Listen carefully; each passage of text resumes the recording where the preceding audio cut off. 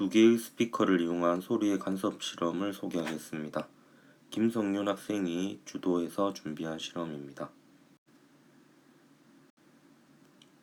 이 실험은 동아출판사 물리학원 교과서에 소개되어 있는 실험이고요. 교과서에 소개되어 있는 방법은 함수 발생기를 두 스피커에 연결하여서 스피커 사이 간격은 1m로 두고, 그리고 스피커하고 소리를 들을 지점 사이의 거리는 2m로 둔 다음에 요 방향으로 이제 지나가면서 소리가 크게 들리는 지점과 소리가 작게 들리는 지점을 표시를 해서 소리의 보강 간섭과 상쇄 간섭이 되는 이 위치의 간격을 비교해 보는 실험입니다. 이때 이제 스피커에서 나는 소리의 진동수를 500Hz로 했다가 1000Hz로 했다가 해서 진동수를 바꿔가면서 보강 간섭이 일어나는 간격 혹은 상쇄 간섭이 일어나는 지점의 간격을 비교해 보는 실험입니다. 저희는 이제 교과서에 있는 방법을 조금 변형해서요. 함수 발생기 대신에 스마트폰에서 어플을 다운받아서 신호 발생기라는 어플을 이용해서 일정한 진동수의 소리를 내게 하였고요.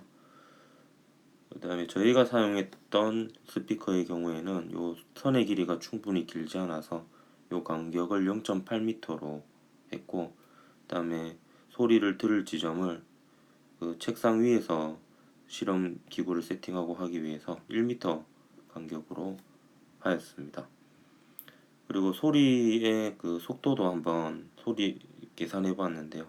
즉 소리의 파장을 구해서 계산해 보았는데, 이거는 사실 영의 이중슬리 실험과 같은 원리로 계산을 했는데 정확한 방법은 아닌 게, 영의 이중슬리 실험은 요 두 슬릿 사이의 간격에 비해서 슬릿과 스크린 사이의 간격이 훨씬 큽니다. 그래서 이걸 평행광선으로 볼 수 있는데, 이 실험의 경우에는 요 사이의 간격이 0.8m고 요 사이의 간격이 1m니까 사실 이 방법이 정확한 방법은 아닌데, 그래도 대략적으로 비슷한 방법으로 해서 이제 소리의 파장도 한번 계산해 보았는데요. 일단 진동수별로 500Hz일 때하고, 여기에 이제 500Hz일 때이고요. 그리고 1000Hz일 때 소리가 작게 들리는 지점을 주목해서 한번 간격을 비교해 보도록 하겠습니다. 정확한 분석 방법은 아니지만 영의 이중슬릿 실험에 쓰이는 식으로 먼저 예상을 하면서 실험을 한번 살펴보도록 하겠습니다. 보강 간섭과 상쇄 간섭이 일어나는 지점 사이의 간격은 D분의 L 람다라고 볼 수 있고, 또 파동의 전파 속력은 파장과 진동수의 곱이라고 볼 수 있습니다.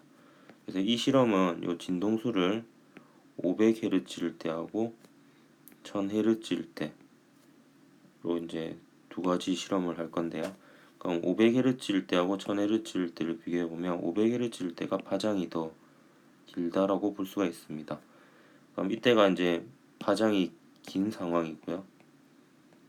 여기 이제 상대적으로 파장이 짧은 상황이 되겠습니다.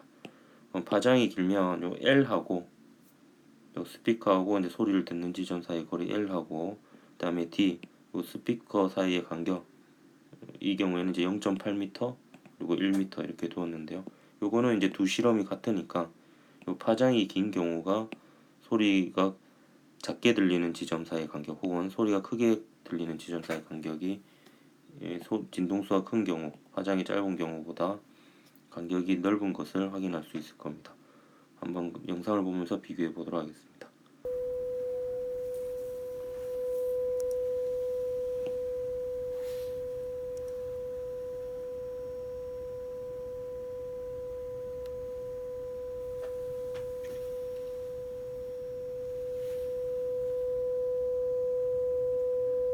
이게 중심이고요. 지금이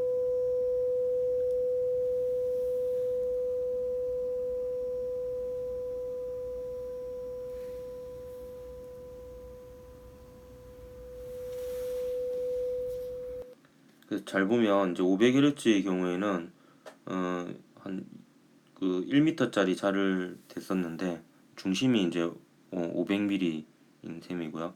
보면 한 900mm나 1000mm 근처, 그리고 이제 100mm 근처에서 소리가 작게 들리는 걸 확인할 수 있습니다. 다시 한번 확인하겠습니다.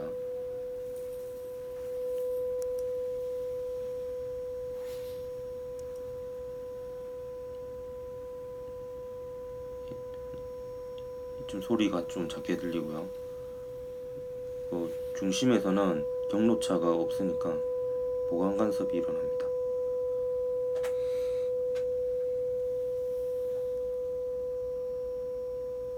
그리고 소리가 좀 이쯤에서 작게 들리는 것을 확인할 수가 있습니다.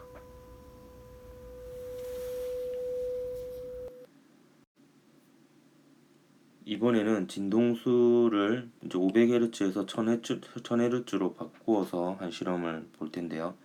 예상되는 결과로 보면 이제 진동수가 커졌으니까 파장이 짧아질 거고요. 파장이 짧아지면 보강 간섭 사이의 간격 혹은 상세 간섭이 일어나는 지점 사이의 간격이 줄어들 것으로 예상됩니다. 한번 확인하도록 하겠습니다.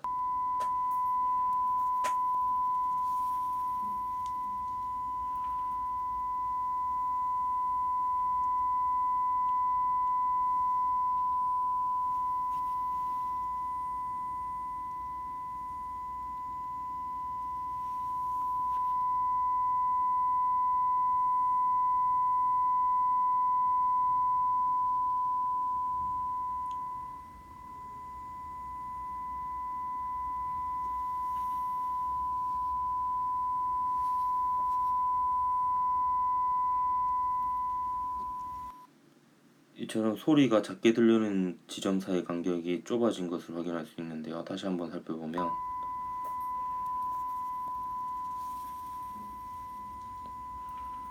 1000Hz일 때는 오히려 이 지점에서는 보강 간섭이 일어나고요. 그다음에 이쯤에서 상세 간섭이 일어납니다. 소리가 작아졌다가 역시 중심인 500mm인 지점에서는 경로차가 없으니까 보강 간섭이 일어나고요. 그리고 이쯤에서 소리가 작아지는 걸 확인할 수 있습니다. 그래서 그 500Hz일 때 비해서 소리가 작게 들리는 지점 사이의 간격이 좁아진 것을 알 수 있습니다. 따라서 진동수에 따라서 보강 간섭과 상세 간섭이 일어나는 지점이 다르다는 것을 확인할 수 있고, 그리고 그 파장을 대략적으로 계산을 할 수도 있었는데요. 결과를 이제 이게 김성윤 학생이 해석을 해본 건데요. 그 500Hz일 때는 그 상세 간섭이 일어나는 사이의 간격이 한 0.7에서 0.8m 정도가 되었고요. 1000Hz일 때는 한 0.4m 정도 되는 것으로 분석을 했습니다. 그래서 이걸 통해서 아까 이제 그 이게 뭐 정확한 분석 방법은 아닌데요. 파장을 구해보면 소리의 파장이 한 0.5m, 그리고 이 경우에는 한 0.5m, 0.6m, 그리고 이 경우에는 한 0.3m 정도 돼서 소리의 전파 속력이 300m/s 전후로 실제 그 실험실 당일날 그 실험실 온도를 적용한 소리의 속력과 비교했을 때 그래도 비슷하게 나온 것을 확인할 수 있었습니다.